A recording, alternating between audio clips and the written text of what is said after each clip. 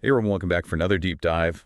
Today we're going to be looking at this book, Resolute, How We Humans Keep Finding Ways to Beat the Toughest Odds by Benjamin Hall. And just from the title, you might think, oh, this is going to be like a typical self-help book, like just survive tough times. But I think there's something much more going on here. Yeah, it's definitely not your average self-help book. I mean, Hall really dives into this idea of resoluteness, which is like he says more than just bouncing back. It's about this constant forward momentum, this drive to keep pushing ahead no matter what you're facing. And he makes a really compelling argument that this resoluteness, it's like a fundamental part of what makes us human. And that's what really hooked me too. Like he doesn't just focus on, modern day stories of resilience. He pulls examples from like ancient civilizations, historical figures. It really makes you realize that this isn't some, new age concept, this idea of Mhm. overcoming challenges and moving forward. It's something that's been with us for like centuries. Yeah. So where does he even begin? Like, how does he unpack this idea of resoluteness? Well, he starts by taking a close look at adversity itself. What makes a situation truly challenging? And he kind of goes into the science of stress, like how our brains and bodies react when we're under pressure, that whole fight or flight response. Have you ever noticed how stress affects your own decisions? Oh yeah, totally. Like when I'm stressed out, I either completely freeze up or I just like make these impulsive choices Yeah, that I totally regret later. It's like my brain just short circuits. exactly. And Hall explains that so well. He talks about how that same stress response, the one that makes us want to either fight or run away, it can actually bring people together when it's experienced collectively. Oh, that's interesting. So like, how does that work? Well, he uses the example of Hurricane Katrina. Think about the immense stress of that event, the loss, the displacement. But in the aftermath, what we saw was this incredible outpouring of support and cooperation, people from all over coming together to help rebuild communities. It's like this shared adversity, even when it's something really awful, can actually trigger this really powerful sense of community. It's almost like a paradox, right? Like facing something terrible can also bring out the best in us. It makes you wonder if that instinct to help each other is like hardwired somehow. Hmm. But, let's bring it back to the individual level for a second. One of the things that I found most fascinating in the book was his exploration of neuroplasticity, this idea that our brains can actually rewire themselves. Yeah, and he doesn't just like throw that out there as a concept. He actually delves into the science behind it. Hmm. He talks about how people who have survived, really traumatic experiences can actually develop stronger problem-solving skills because their brains have adapted to handle those challenges. Like there's this one study he mentions that found that survivors of like severe trauma, like war veterans or people who've been through natural disasters, they can actually show improvements in certain cognitive abilities, like their attention span or their ability to focus under pressure. It's like their brains have rewired themselves to be more adaptable. Wow, that's incredible. It's almost like going through something difficult can actually make you sharper, Yeah. more resilient Yeah. in a way. But it's not all about like brute force willpower, right? Hall also talks about this thing called optimism bias and how that plays a role too. Right. Optimism bias is basically this tendency we have to overestimate the likelihood of good things happening to us. And, it might sound kind of naive, but Hall actually argues that a healthy dose of optimism can be really beneficial. Yeah, like I was reading that section and I started thinking about times in my own life when I was facing some pretty tough odds, and just believing that things would work out somehow helped me push through those challenges. Like that belief gave me the energy to keep going. Exactly. And he cites a bunch of research showing how optimism can actually fuel motivation and Yeah. help us recover from setbacks faster. It's not about ignoring reality or pretending that everything's fine. It's about having that belief that things will eventually get better. It's like that saying, right? Hope for the best, but prepare for the worst. But, you know, Hall doesn't just stick to the science. He also brings in these really captivating stories to illustrate his points. Oh, yeah, for sure. Like the one that really stood out to me was the story of Aaron Ralston, the hiker, who had to amputate his own arm to survive. I mean, talk about a high stress situation. Oh my gosh, I remember reading about that. It's like the ultimate test of resoluteness, right? But what struck me was how incredibly clear-headed he remained throughout that whole ordeal. Yeah, and Hall breaks down Ralston's decision-making process, step by step. And he shows how Ralston was able to like methodically assess his options, weigh the risks, and ultimately choose the path that gave him the best chance of survival. It's a pretty amazing example of resoluteness in action. But what's really cool is that Hall connects these like larger than life stories back to our everyday experiences. Right. He argues that it's not just about surviving extreme situations. It's about navigating those everyday challenges that we all face, like meeting a deadline or pushing through a tough workout or even to getting out of bed on a day when you're feeling down. It's like all those little moments where we have to dig deep and find that extra bit of strength to keep going. Mm. Those are all acts of resoluteness, too. And he makes this really important point that resoluteness is not something you're just born with.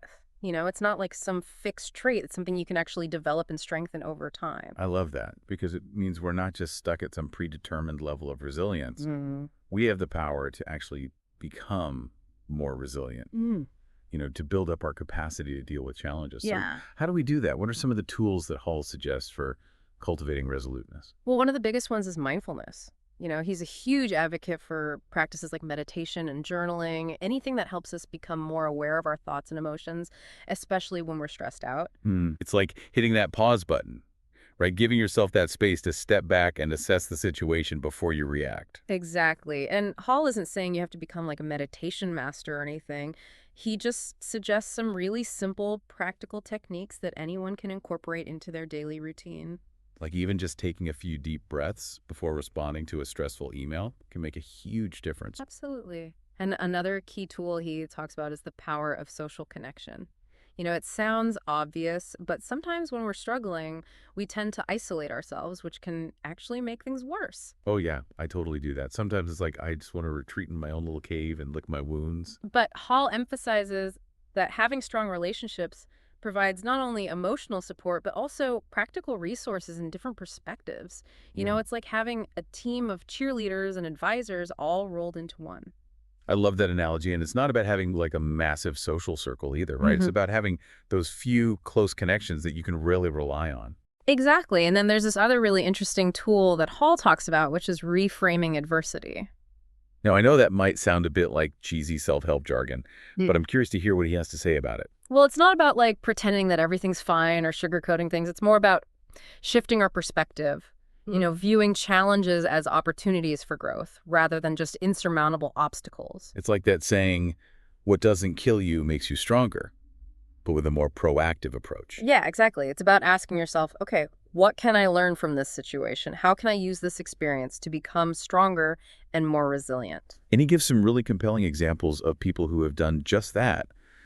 People who have faced incredible adversity, but instead of being crushed by it, they've actually used it as fuel to grow and learn and become even more resolute. Yeah, it's really inspiring stuff. But I think one of the things that makes this book so unique is how Hall connects this idea of resoluteness to something deeper, something beyond just like techniques and strategies. Right. He talks about this concept of having a North Star, like a guiding principle that gives meaning to our lives. And he argues that this sense of purpose is actually crucial for sustained resoluteness. Hmm. That's really interesting. It's like that purpose becomes our anchor, Yeah. helping us stay the course even when we're facing really strong winds. But how do we actually find that North Star? It can seem kind of abstract. Well, Hall offers some really practical advice here. He encourages us to think about what truly matters to us, what brings us joy, what we feel passionate about. It could be something big like, making a difference in the world, or something more personal like raising a family or pursuing a creative hobby. It's about identifying that thing that gives our lives meaning, right? That thing that makes us feel truly alive. And I think it's important to remember that it doesn't have to be some grand overarching purpose either. Right. It can be something as simple as, setting a goal for the day and accomplishing it. Exactly like today, my purpose might be to finally clean out my closet, something I've been putting off forever. But having that clear goal in mind gives me the motivation to actually do it. And those small wins, those moments of accomplishing something we set out to do, they really do build our confidence and reinforce that sense of agency, which ultimately fuels our resoluteness. It's like we're proving to ourselves that we can take action and make things happen. And I think that's a really empowering message.